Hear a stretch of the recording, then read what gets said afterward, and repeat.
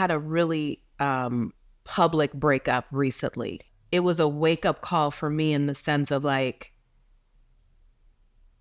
okay, you're going to do this on your own and you're going to be fine. Right. And you're not going to worry about what anyone thinks and has to say, because the relationship was rocky for a very long time. So, because I don't believe another person can break anyone up. Right. Like, I don't buy that. Right.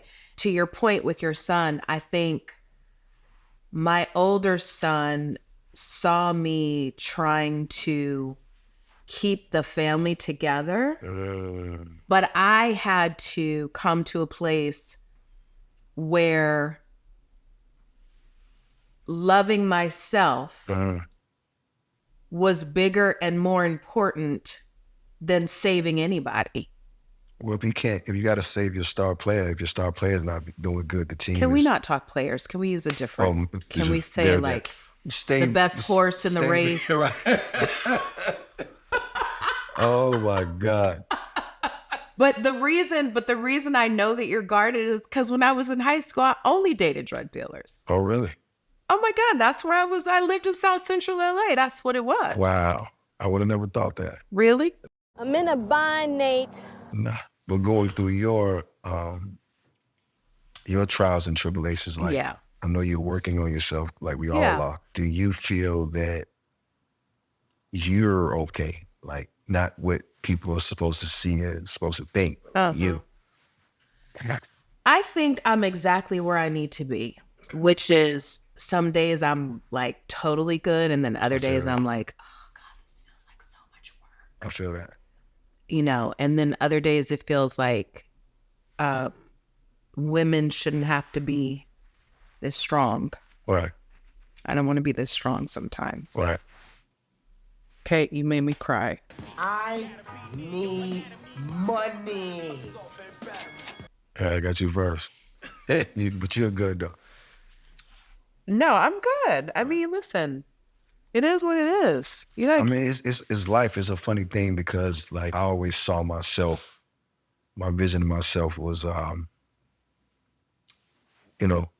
well manicured man, good skin, wedding band, plain Jane watch. Even though I'm wearing this right now. that's not plain Jane, Yeah, by I the know, way. but That's I very wore the wrong one, reminiscent right? of Hustler days. I feel, That's a little hustlery. Well, it's supposed to be plain Jane, but I felt a little spicy. Nah, today. nigga, that ain't plain Jane. And I don't think anybody should have to be that strong. Black people have survived insurmountable obstacles. The journey of being Black in America is not easy. And I'm not a victim to any of it. Right. But I'm realistic to the journey. Right. I know how I am treated differently in certain situations. I understand that I have to raise my boys to be men. Mr. Whitfield. He said I'm on drugs. When? This is your child, Mr. Whitfield. Man, I've been clear. He said I'm on drugs. Nigga, when? Mr. Whitfield. I understand that I have to figure out the balance between being soft and vulnerable and open. Is that hard? Like being No, soft because that's who I want to be. That's who I really am. But I would say personally, like I would appreciate that because it's hard, because women have it, their own thing they go through. And then when you deal with men and you have that hard exterior, it's hard, right? Because we already fighting the world. You know what I'm saying? But so are we. But that's what we got to find to happen media. I didn't have enough examples in my own life to like understand what it really meant or what it really means to see a relationship between a man and a woman that is healthy and balanced. And you work through things instead of like every conversation is not an argument. Right. And I don't think Black men and Black women have those conversations enough. Even now we're doing the work. That don't mean everybody else is on board. And that's the crazy part. But that's the thing. You got to let them go. You got to let them go and you got to let them be on their own journey and you can't fight for it anymore. And you got to love them exactly where they are. And you got to say, baby, you know what? The hardest thing to do is to walk away.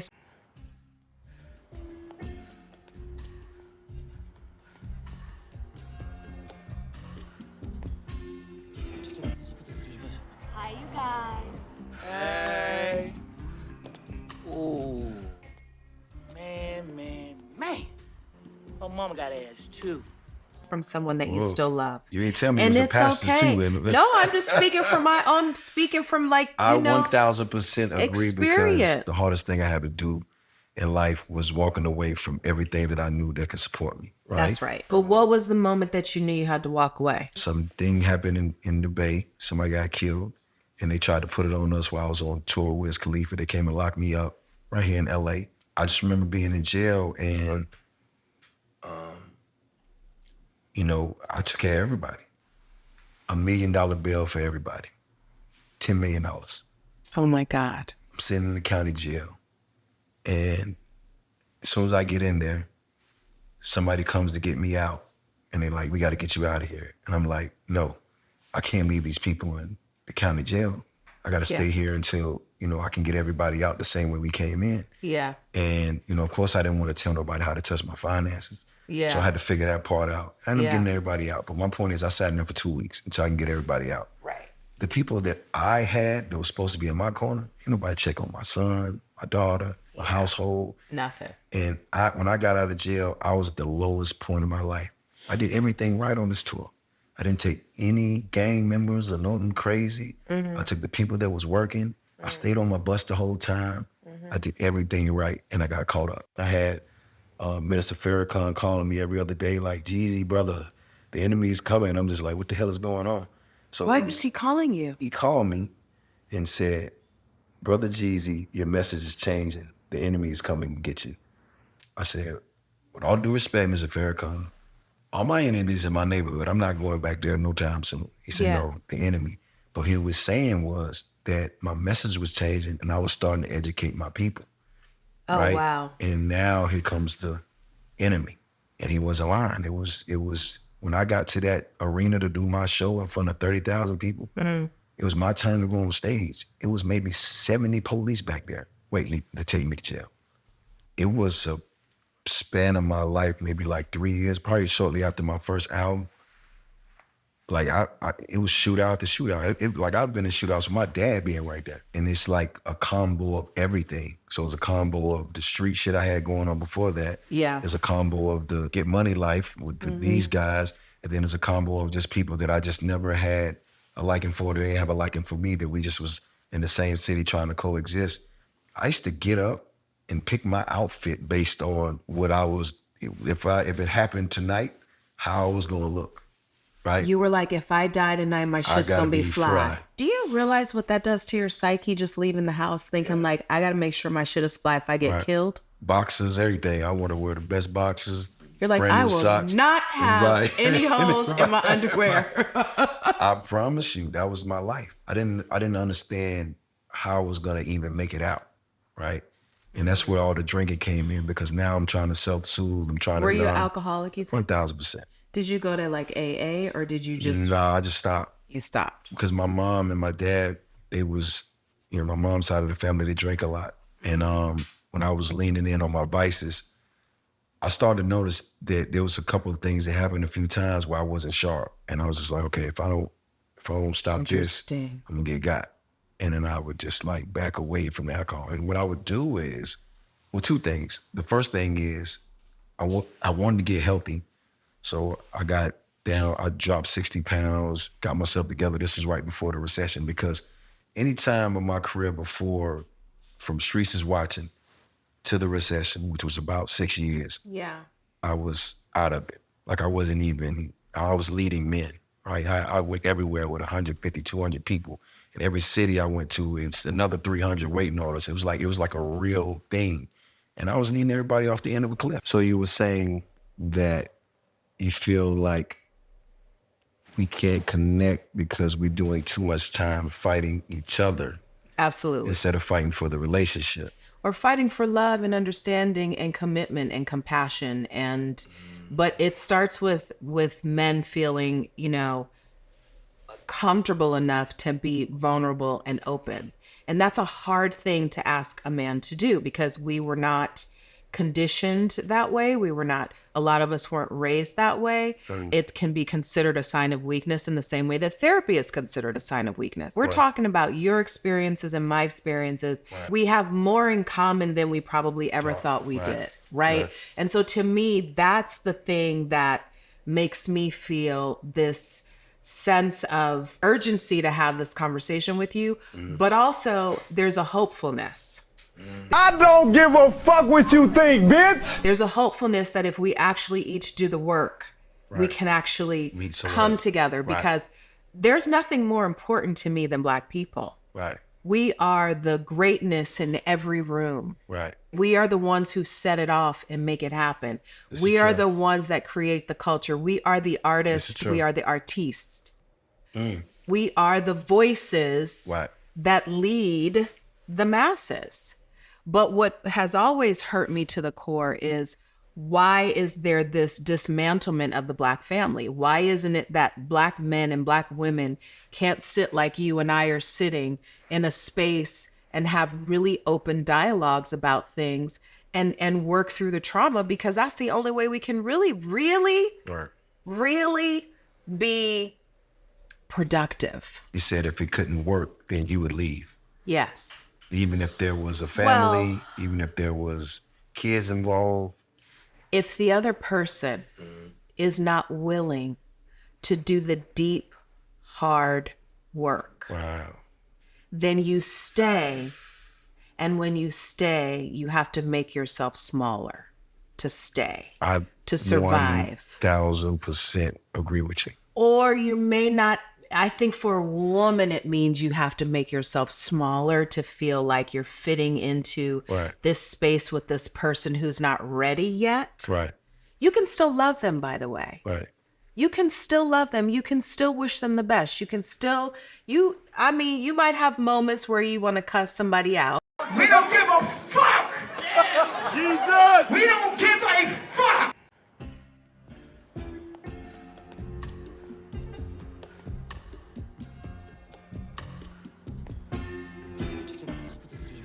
Hi, you guys. Hey. Ooh. Man. My mama got ass too. Yeah, I just wanted to make this compilation real quick. You know, Jezzy and Nia Long just did an interview today. You know, they're doing their thing. You know, it's a pretty good interview. You know, Jezzy got some great insight about things. You know, about his divorce and relationship situations and what he had to go through to build his legacy and how far he is today. You know, and then Nia Long has Nia Long, she there, you know. So yeah, I mean, she's been part of the community for a while, So yeah, she has some but yeah, Jeezy was pretty good in the interview. You know, he had a lot of things going on and stuff, talking about his concerts and different situations that happened with him and stuff like that. And Nia Long, she was talking about her divorce and stuff. Yeah, but it's part of the game, though. You know what I'm saying? Jeezy just got divorced. Neil Long just got divorced. And it's getting messy out here. Relationship issues is getting more and more of a problem. They can't seem to get past this hump. Once Instagram came out, it's over with, Rover. Yeah, relationships that went down the drain as soon as y'all get all these damn options. Everybody feel like they could just upgrade, keep upgrading, upgrade. Next thing you know, is the no grade. You ain't got shit grade. You know what I'm saying? Ain't nothing grade. But it is what it is. We got two people that's freshly divorced decide to come and give us their insight on how the Black community should be ran, and how you should take a relationship and maybe take their relationship advice. You know what I'm saying?